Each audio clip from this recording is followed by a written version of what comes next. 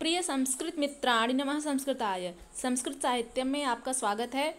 मैं हूं संजना और आज हम लोग श्रीमद् भगवद गीता के दूसरे अध्याय का 52वां और 53वां श्लोक पढ़ेंगे। इसके पूर्व हम लोग 51 श्लोकों तक अध्ययन कर लिए थे, जिसमें हमने जाना था कि श्री भगवान अर्जुन से कहते हैं कि कर्मजं बुद्धियुक्ता हि फलं त्यक्त्वा मनीषिणः जन्म बंध विनिर्मुक्ताः पदम गच्छन्त्यनामयम्। क्योंकि समबुद्धि से युक्त ज्ञानी जन कर्मों से उत्पन्न होने वाले फल को त्याग कर जन्म रूप बंधन से मुक्त हो निर्विकार परम पद को प्राप्त हो जाते हैं। अब अगले श्लोक में हम जानेंगे कि श्री भगवान अर्जुन से क्या कहते हैं। यदा ते मोह कलिलं बुद्धिर्व्यतितरिष्यति तदा गन्तासि निर्वेदं श्रोतव्यस्य श्रुतस्य च। यदा ते मोहकलिलं बुद्धिर्व्यतितरिष्यति तदा गन्तासि निर्वेदं श्रोतव्यस्य श्रुतस्य च। अर्थात यदा यानी कि जब, ते अर्थात तुम्हारी, बुद्धि जब तुम्हारी बुद्धि, मोह कलिलम, मोह होता है, मोह का अर्थ तो मोह ही होता है। कलिलम, कलिल होता है, दलदल को कलिल कहते हैं। जो मिट्टी का दलदल होता है उसमें धीरे धीरे इंसान अगर कोई उसमें प्रवेश कर जाए, कोई भी जीव जंतु जानवर, तो वो धीरे धीरे उसमें दलदल में और फंसता जाता है। जैसे ही वो निकलने का प्रयास करेगा वैसे वैसे वो उसमें और फंसता जाता है, उसको दलदल कहते हैं। तो दलदल को यहाँ पर कलिल कहा गया है। यदा ते मोह कलिलम, जब तुम्हारी बुद्धि मोह रूपी दलदल को व्यतितरिष्यति, वि धन अति धन तरिष्यति, इसका जब संधि विच्छेद करेंगे तो व्यतितरिष्यति बनेगा। वि धन अति धन तरिष्यति, वि अर्थात विशिष्ट, विशिष्ट रूप से, अति अर्थात अधिकता, तरिष्यति अर्थात तर जाएगी या पार कर जाएगी। तो वि जो लगा हुआ है, वि उपसर्ग पूर्वक, वि का अर्थ है विशेष रूप से, विशिष्ट रूप से, यानी कि भली भांति, भली भांति तुम्हारी बुद्धि इस मोह रूपी दलदल को जब पार कर जाएगी, तदा तब, गंतासि निर्वेदम श्रोतव्यस्य श्रुतस्य च। तदा अर्थात तब, गंतासि प्राप्त हो जाओगे, निर्वेदम, निर्वेद होता है शांत रस का स्थायी भाव, तो शांति को प्राप्त हो जाओगे, वैराग्य को प्राप्त हो जाओगे। श्रोतव्यस्य श्रुतस्य च, श्रोतव्यस्य अर्थात जो सुनने में आ रहा है, यानी कि जिन भोगों को, जिन ऐश्वर्य को, जिन कामनाओं को आप सुन रहे हैं उन्हें श्रोतव्यस्य कहते हैं, उन्हें श्रोतव्य कहते हैं। और श्रुतस्य एक शब्द है, श्रुतस्य अर्थात जिनके बारे में आप सुन चुके हैं या जिन भोगों को आप भोग चुके हैं वो आपके लिए श्रुतस्य हैं। और जो श्रोतव्य हैं, जो जिनके बारे में अभी आप जान रहे हैं, उनको श्रोतव्य कहते हैं। जैसे कोई नई चीज़ है जिसके बारे में किसी व्यक्ति ने आपसे बताया कि यह एक नई वस्तु है, उसका आपने यदि कभी भी जिक्र नहीं किया, कभी देखा नहीं है, तो वो आपके लिए श्रोतव्य वस्तु हो जाएगी। और जो श्रुतस्य है वो होता है कि जैसे हम जिन वस्तुओं का भोग करते हैं, जिनका उपयोग हम कर चुके हैं, उन्हें श्रुतस्य कहते हैं। च माने और। अब इसकी व्याख्या देखते हैं कि श्री भगवान अर्जुन से क्या कहते हैं। यदा ते मोह कलिलम बुद्धि ही, जब तुम्हारी बुद्धि मोह रूपी दलदल को व्यतितरिष्यति, भली भांति तैर जाएगी, पार कर जाएगी।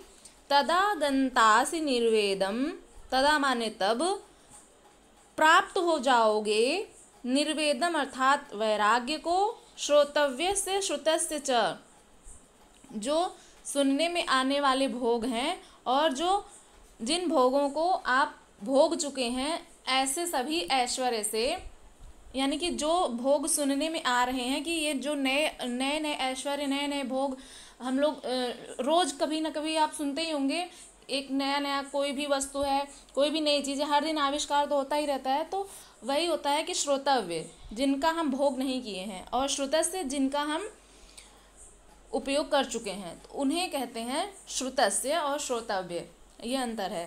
तो जिस काल में तुम्हारी बुद्धि मोह रूपी दलदल को भली भांति पार कर जाएगी, उस समय तुम सुने हुए और सुनने में आने वाले इस लोक और परलोक संबंधी सभी भोगों से वैराग्य को प्राप्त हो जाओगे। यानी कि जब हमारी बुद्धि स्थिर हो जाएगी, जब हमारी बुद्धि शांत हो जाएगी, योगस्थ हो जाएगी, परमात्मा में हम समाधिस्थ हो जाएंगे, तो इस संसार का जो बंधन है, मोह रूपी बंधन, इसके पूर्व के श्लोक में हमने पढ़ा था कि जो मोह रूपी बंधन है, इससे हम मुक्त हो जाएंगे। हमने पढ़ा था कि जो मोह से मुक्त होना चाहता है, जो वैराग्य को प्राप्त होना चाहता है, उसे सर्वप्रथम अपने पाप और पुण्य रूपी कर्म के बंधन से मुक्त होना पड़ेगा, तभी वो वैराग्य के पद को प्राप्त कर सकता है। तो इसी को समझाते हुए श्री कृष्ण कहते हैं यहाँ पर कि हे अर्जुन, जिस काल में तुम्हारी बुद्धि मोह रूपी दलदल को भली भांति पार कर जाएगी, उस समय तुम सुने हुए और सुनने में आने वाले इस संसार में और इस संसार के संबंधी सभी भोगों से वैराग्य को प्राप्त हो जाओगे। अब अगले श्लोक में बढ़ते हैं, जिसमें श्री भगवान अर्जुन से क्या कहते हैं उसको जानेंगे।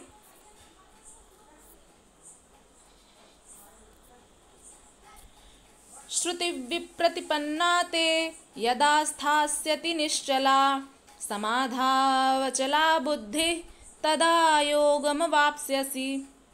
अर्थात श्रुति अर्थात सुनने से, विप्रतिपन्ना अर्थात विचलित हुई, ते यानी कि तुम्हारी, तव यानी अर्जुन की, तुम्हारी, यदा यानी जब, स्थास्यति स्थित हो जाएगी या ठहर जाएगी, निश्चला अर्थात निश्चल, जो अचल है, जो निश्चल है, उसे निश्चल कहते हैं। तो यहाँ पर बुद्धि है, बुद्धि स्त्रीलिंग है, तो यहाँ पर निश्चला शब्द का प्रयोग किया गया है।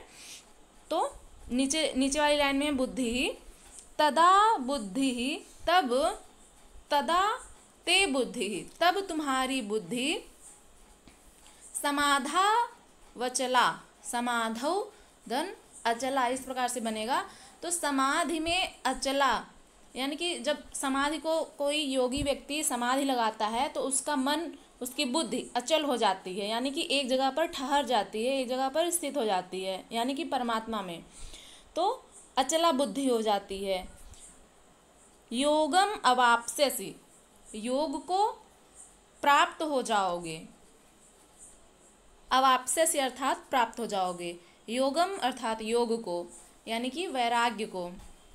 तो इसी को ही योग कहते हैं। इसके पूर्व के श्लोक में हमने जाना भी था कि योगः कर्मसु कौशलम और समत्वम योग उच्यते योगश्चित्त वृत्ति निरोधः, इस प्रकार से हमने पिछले श्लोकों में पढ़ा कि योग क्या है। तो इसी में श्री भगवान समझाते हैं कि श्रुति विप्रतिपन्नाते यदा स्थास्यति निश्चला समाधावचला बुद्धि तदा योगम अवाप्स्यसि। हे अर्जुन, जब तुम्हारी बुद्धि भली भांति वचनों को सुनने से विचलित हुई, तुम्हारी बुद्धि जब परमात्मा में अचल स्थिर ठहर जाएगी, तब तुम योग को प्राप्त हो जाओगे, यानी कि योगस्थ हो जाओगे, तुम्हारी बुद्धि योग में स्थित हो जाएगी, अर्थात तुम्हारा परमात्मा से नित्य संयोग हो जाएगा।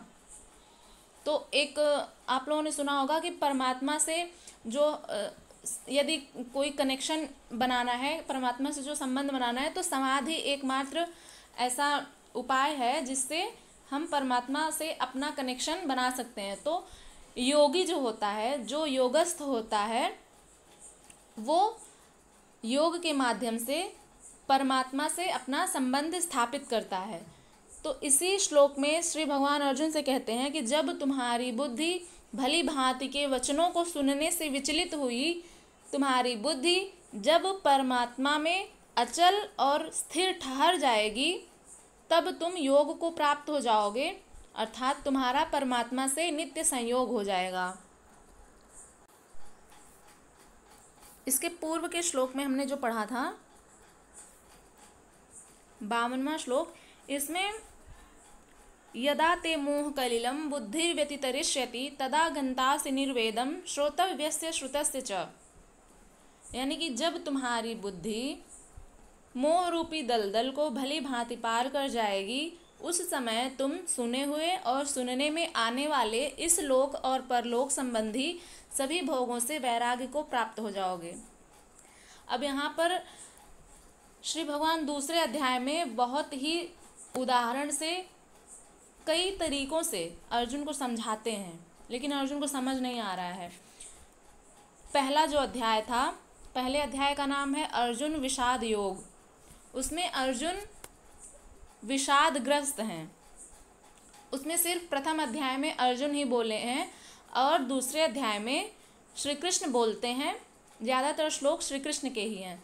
तो इसमें वे समझाते हैं अर्जुन को कि जब अर्जुन ने यह कहा प्रथम अध्याय में कि शिष्यस्तेहम शाधिमाम त्वाम प्रपन्नम, यानी कि हे श्री कृष्ण, मैं आपका शिष्य हूँ और आप मुझे साधिए, यानी कि मुझे शिक्षित करिए। तो अभी तक तो वे एक मित्र की भांति वार्तालाप कर रहे थे। श्री कृष्ण और अर्जुन तो मित्र भी थे, सखा थे। तो और जीजा और साला का भी संबंध है उनका। सारथी और एक जो मालिक होते हैं, योद्धा और सारथी, वैसा भी रिश्ता है उनका। तो कई तरह के रिश्ते हैं। लेकिन अर्जुन को जब बातें समझ में नहीं आ रही थी तो अर्जुन को लगा कि मैं आपका शिष्य हूँ, मैं आपका शिष्य बन जाऊँ और आप गुरु बन जाएं। तो वे कहते हैं प्रथम अध्याय में कि शिष्यस्तेहम शाधिमाम त्वाम प्रपन्नम, यानी कि मैं आपका शिष्य हूँ और आप मुझे शिक्षित करिए। तो जब गुरु और शिष्य का संबंध हो जाता है तो गुरु जो भी निर्देश करता है, आप किसी को भी यदि गुरु मानते हैं तो वो जब जिस चीज़ को निर्देशित करता है वैसा काम शिष्य करता है। तो कभी देखा जाए तो मित्र की बात को कोई एक मित्र उतना तवज्जो नहीं देता है, लेकिन जब कोई वही बात यदि गुरु कहता है तो शिष्य करता है उस काम को। तो इसीलिए यहाँ पर उन्होंने एक नया रिश्ता बनाया श्री कृष्ण से कि आप मेरे गुरु और मैं आपका शिष्य, इसलिए मुझे आप शिक्षित करिए, मुझे बताइए कि मुझे क्या करना है, मैं युद्ध लड़ूं या ना लड़ूं। तो इसी भंवर जाल में फंसे हुए हैं अर्जुन। तो इसीलिए श्री कृष्ण इनको समझा रहे हैं कि यदा ते मोह कलिलम, जब तुम्हारी बुद्धि मोह रूपी दलदल को पार कर जाएगी, तब उस समय तुम सुने हुए और सुनने में आने वाले इस लोक और परलोक संबंधी सभी भोगों से वैराग्य को प्राप्त हो जाओगे। अब इसमें आगे के श्लोक में हम पढ़ेंगे यदा यदा ही धर्मस्य ग्लानिर्भवति भारत।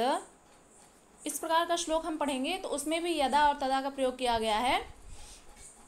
इसमें भी यदा और तदा, इसके बाद वाला जो श्लोक है उसमें भी यदा और तदा का प्रयोग किया गया है। यदा तदा बुद्धि, जब ऐसा होगा तब तुम्हारी बुद्धि ऐसे हो जाएगी।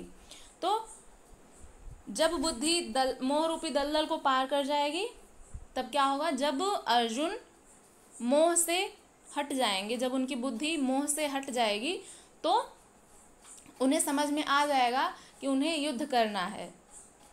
इस समय हमारा जो शरीर है, हम प्रत्येक मनुष्य का जो शरीर है वो किससे संचालित होता है, बुद्धि से। तो उनकी बुद्धि ही इस समय भ्रमित हुई है। तो हमारे शरीर का जो संचालन होता है वो पूरा हमारे मस्तिष्क से होता है। हमारा मन यदि थका हुआ है, हार गया है, तो हम कितने भी बलवान हो, हमारा शरीर काम नहीं करता है उस वक्त, क्योंकि शरीर का संचालन बुद्धि से, मस्तिष्क से ही होता है। तो यहाँ पर उनको लड़ना है, युद्ध करना है, तो उनकी बुद्धि ठीक नहीं है। तो उनकी बुद्धि को ठीक करने के लिए ही श्री भगवान द्वितीय अध्याय में समझाते हैं कि जब तुम्हारी बुद्धि इस मोह रूपी दलदल को पार कर जाएगी, ये जो तुम्हें मोह पकड़ लिया है कि भीष्म पितामह मारे जाएंगे, गुरु द्रोणाचार्य मारे जाएंगे, तो ये जो संसार है मोह रूपी बंधन ही है। तो जब तुम्हारी बुद्धि इस मोह रूपी बंधन को, इस मोह रूपी दलदल से पार कर जाएगी, तब तुम सुने हुए और सुनने में आने वाले परलोक और इहलोक संबंधी सभी भोगों से वैराग्य को प्राप्त हो जाओगे। और ये जो 53वां श्लोक है, श्रुति विप्रतिपन्नाते यदा स्थास्यति निश्चला समाधावचला बुद्धि तदा योगम वाप्स्यसि। भली भांति के वचनों को सुनने से विचलित हुई तुम्हारी बुद्धि जब परमात्मा में अचल और स्थिर ठहर जाएगी, तब तुम योग को प्राप्त हो जाओगे, यानी कि योगस्थ हो जाओगे, अर्थात तुम्हारा परमात्मा से नित्य संयोग हो जाएगा। अब हम लोग मिलेंगे अगले वीडियो में। कोई भी प्रश्न हो तो आप कमेंट कर सकते हैं। तब तक के लिए नमः संस्कृताय।